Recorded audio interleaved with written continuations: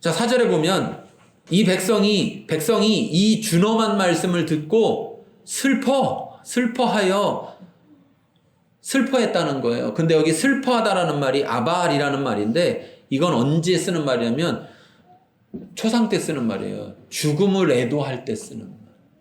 사람이 죽었을 때 그걸 슬퍼하는 말이에요. 그러니까 지금 보세요. 여기서 이스라엘 백성은 하나님과의 관계가 끊어진 것이 이미 자신들에게는 뭐와 같다? 죽음과 같다. 그래서 창세기에서도 선악과를 따먹으면 죽으리라 했을 때 그 죽으면 육체는 안 죽었는데 에덴 동산에서 쫓겨났죠. 하나님과의 관계가 어떻게 됐어요? 끊어졌죠. 그것이 바로 곧 뭐다? 죽음이라는 거예요. 죽음. 그래서 슬퍼했어요. 그런데 자, 이거는 이제 뒤에말에 나온 거예요. 뒤에말. 5절을 먼저 봐야 됩니다. 여호와께서 모세에게 이르시기를 이스라엘 자손에게 이르라 이렇게 말했더니 그 말을 듣고 슬퍼했다는 거예요. 너희는 목이 곧은 백성인즉 내가 한순간이라도 너희 가운데, 여기 너희 가운데, 이 단어가 케레베예요. 아까 했던 함께 그 단어예요. 가운데 이르면 너희를 진멸하리니 너희는 장신구를 떼어내라. 그리하면 내가 너희에게 어떻게 할 것인지 정하겠노라. 왜 장신구를 떼내라고 하냐면 이 장신구를 가지고 뭘 만들었어요? 금송아지를 만들었단 말이에요. 그런데 이 장신구는 어떻게 얻은 장신구일까요? 이 장신구가요. 출애굽기 12장 3장에서부터 보면 3장 22절 또 12장 36절에 보면 은폐물과 금폐물과 의복을 구하여 너희 자녀를 꾸미라. 너희는 애굽 사람들의 물품을 취하리라 말했고요. 또 출애굽기 12장 36절에도 애굽 사람들의 물품을 취하였더라 그랬어요. 여기 물품을 취하다라는 말이, 취하다라는 게 나찰이라는 말인데 이게 잡아채다, 또 구원하다, 벗기다, 약탈하다 이런 뜻을 가지고 있어요. 그런데 장신구를 떼어내라 할 때 이 떼내라는 말이 무슨 말이냐면 나찰이에요. 그러니까 뭐냐면 니네가 옛날에 이 애굽 사람들에게서 빼앗았지만 이제 내가 너희에게서 그걸 빼앗겠다는 거예요. 왜? 너희가 그거 내가 빼앗아서 줬는데 그 준 걸 가지고 오히려 뭐를 했으니까? 하나님을 대적했으니까. 하나님을 대항하는 신을 만들었으니까. 떼내라는 거예요. 그 결국 나중에는 이 떼낸 이 보물들을 어디다가 다 쓰냐면 성막을 만들 때 다 내서 쓰게 만듭니다. 그래서 무슨 말이냐면 원래 하나님의 예상은 그들에게 그것을 얻게 한 것이 뭐냐면 성소를 지을 때 그들이 그걸 들여서 성소를 짓도록 만들려고 가져오게 했는데 자기들 마음대로 하나님을 대적하며 금송아지를 만들었다는 거예요. 자, 어쨌든 그렇게 얘기했더니 이스라엘 사람들이 슬퍼하면서 자기 몸을 단장하지 않았다는 거예요. 그래서 사실은 니네가 내 말을 이제는 지키나 안 지키나 보겠다는 거예요. 지난번에 안 지켰는데 이번에도 또 안 지키면 무조건 어떻게 되는 겁니까? 이제는 끝나는 거죠. 근데 또 기회를 주시는 거예요. 예, 또 기회를 주시고. 그랬더니 그래도 다행히 이스라엘 사람들이 단장을 하지 않았어요. 다 금고리 뺀 거예요. 다 뺐어. 자, 그런데 하나님은 그렇게 하셨는데, 자, 33장 7절부터 11절 읽어보겠습니다. 7절부터 11절.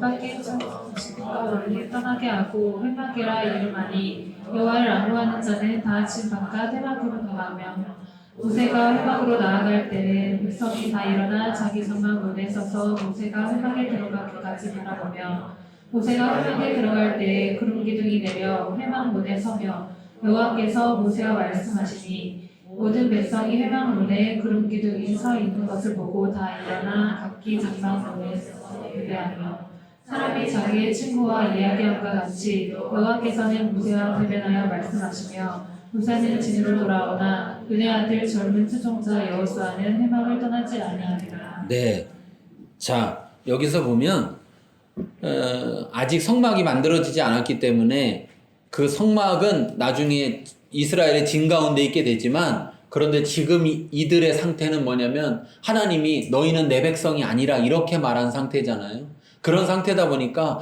그 가운데서도 모세는 어떻게 했느냐, 하나님을 찾기 위해서, 하나님을 만나기 위해서 이스라엘 진 밖에다가 회막을 쳤어요. 하나님 만나는 장막을 쳤어요. 여기서도 우리는 뭐를 깨달아야 되냐면, 죄 가운데 머물러 있으면 그곳에서 하나님을 만날 수가 없구나. 그래서 이렇게 회막으로 나아가는데 여기 보니까 여호와를 앙망하는 자는 다 진 바깥 회막으로 나아갔다. 그래도 그 가운데 금송아지 사건 때도 3,000명이 죽을 때 레위 족속들이 칼을 들고 다니면서 자기 형제와 자기 부모를 죽였잖아요. 그렇죠? 그랬던 그 사람들이 하나님을 앙망하는 자는 그는 진 밖으로 회막 앞으로 하나님 앞으로 나아갔다라는. 여기서 우리가 깨달아야 될 것. 모든 사람이 나간 게 아니라 누가 나아갔다고요? 하나님을 앙망하는 자, 하나님을 앙망하는 자는 나아갔다. 나는 어떤 사람인가 살펴봐야 됩니다. 나는 어떤 사람인가. 하나님이 왜 이 사람들을 이렇게 목이 곧은 백성이라고 계속해서 말씀하실까 보면, 그런 일이 벌어졌으면 사실 여러분 회막이 밖에 있을 때 다 어떻게 해야 됩니까? 모세가 나아갈 때 다 나가야죠. 다 나가야 돼.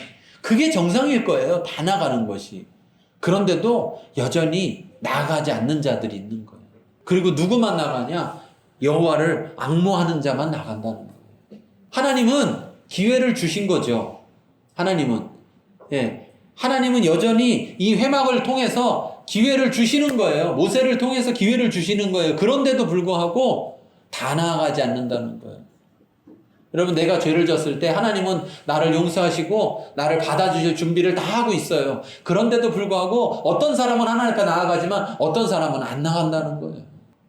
그런 자들을 하나님은 계속해서 목이 곧은 백성이다 이렇게 이야기하고 있어요. 그런데 모세는 하나님 앞에 나아가서 하나님을 만났어요. 왜? 하나님을 앙모하기 때문에. 하나님과 교제하려고, 하나님과 함께 하려고. 그래서 하나님을 만났는데 11절 보세요. 하나님을 만나는 모세는 어떤 교제를 했느냐? 11절 읽겠습니다.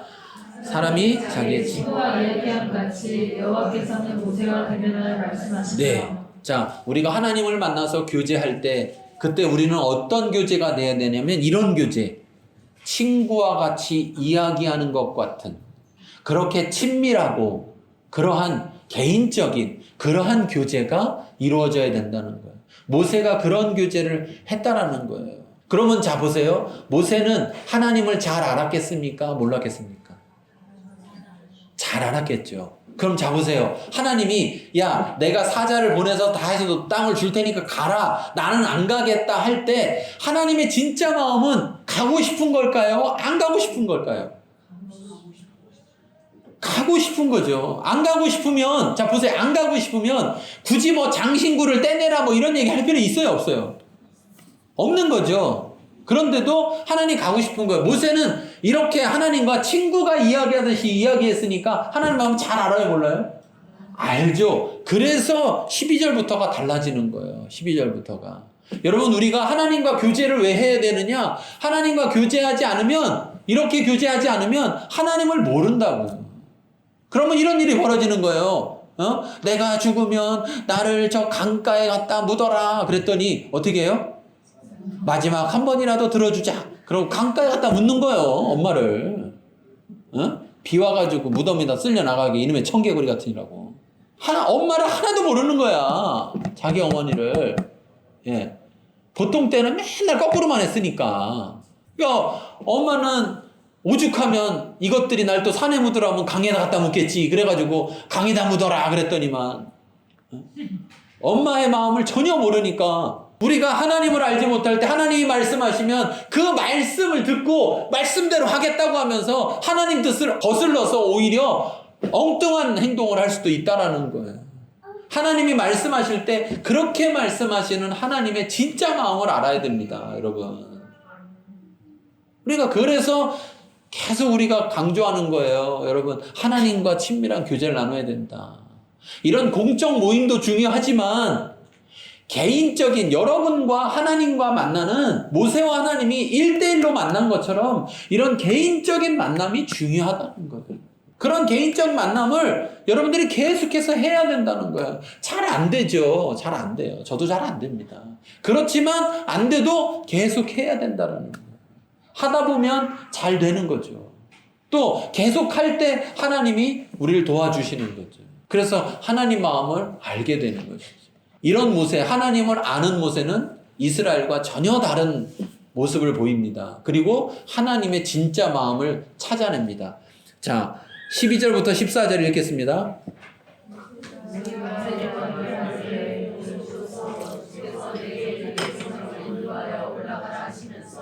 나와 함께 너의 자를 내게 주시옵소서. 주께서 전에 말씀하시기를 나는 이름으로도 너를 알고 너도 내 앞에 은총을 입었다 하셨사온즉 내가 참으로 주의 목전에 은총을 입었사오면 원하건대 주의 길을 내게 보이사 내게 주를 알리시고 나는 주의 목전에 은총을 입게 하시며 이 족속을 주의 백성으로 여기소서. 여호와께서 이르시되 내가 친히 가리라 내가 너를 쉬게 하리라. 네.